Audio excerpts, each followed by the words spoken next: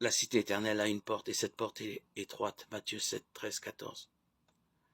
L'étroitesse de cette porte, ce sont les sacrifices que nous sommes capables de faire, l'austérité du comportement, un ascétisme fonction de la capacité de chacun.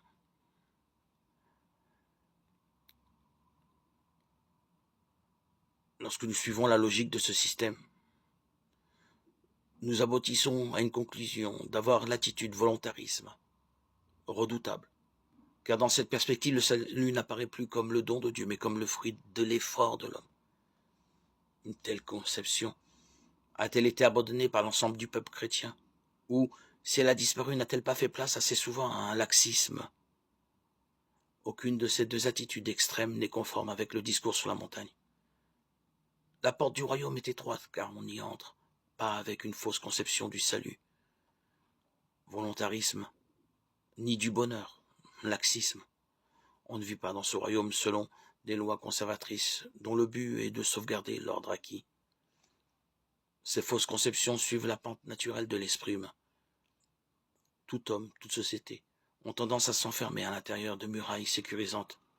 Murailles de tout ordre, argent, vertu, c'est-à-dire bonne conscience, loi du milieu. Idéologie aussi, quelle qu'elle soit, car toutes, elles aboutissent à un conformisme. Idéologie dite conservatrice ou révolutionnaire. À quoi aboutissent-elles sinon, en ce cas aussi, à des lois du milieu? Rien de plus sécurisant que de savoir, se savoir entouré de gens du même avis que soi, du même clan que soi. Que ce soit pour assurer la sauvegarde d'un ordre apparent ou pour jeter des cocktails Molotov, rien n'est plus contraire à l'esprit du discours. Jésus est celui qui fissure toute muraille, désorganise tout clan, disperse toute secte. Vraiment, nous sommes à l'opposé d'une idéologie. La porte étroite n'est-elle pas essentiellement l'abandon de ses sécurités, pour n'adhérer qu'à la seule sécurité de la promesse? La facilité, même coûteuse, c'est la confiance en ces constructions humaines fabriquées à notre taille. La porte étroite, c'est se rendre à Dieu.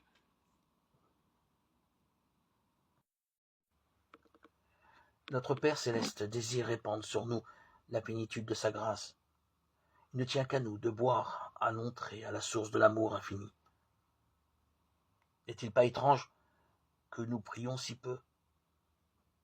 Dieu est tout disposé à exaucer les prières du plus humble de ses enfants, et pourtant, ce n'est qu'à contre-cœur. Semble-t-il que nous lui faisons connaître nos besoins. Qu'est-ce que les anges du ciel peuvent penser des humains? Être chétifs et misérables, sujets à la tentation. Quand ils les voient prier si rarement et avec si peu de foi, alors que le Dieu d'amour veille sur eux, avec la plus tendre sollicitude, prêt à leur donner plus qu'ils ne peuvent demander ou même penser.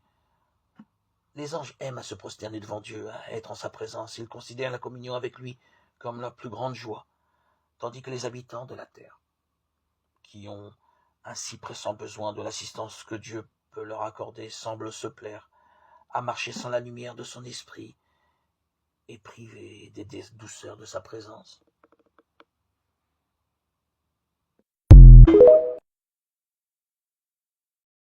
À tout égard, Jésus est à la hauteur de son nom. Le nom de Jésus, Yeshua, en hébreu, signifie bien ce qu'il a fait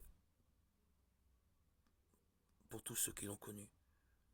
Yeshua est le Sauveur. Le nom de Jésus nous rappelle la puissance, la présence et le but du Christ ressuscité.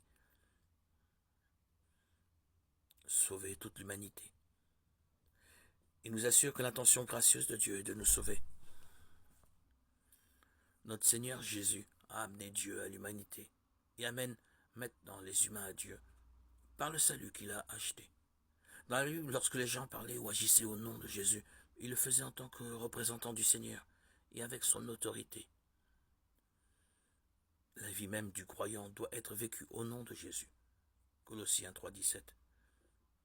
Et ce faisant, apporter la gloire à Dieu. Ainsi, le nom de notre Seigneur Jésus sera glorifié en vous et vous serez glorifiés en lui, selon la grâce de notre Dieu et du Seigneur Jésus-Christ. 2 Thessaloniciens 1,12.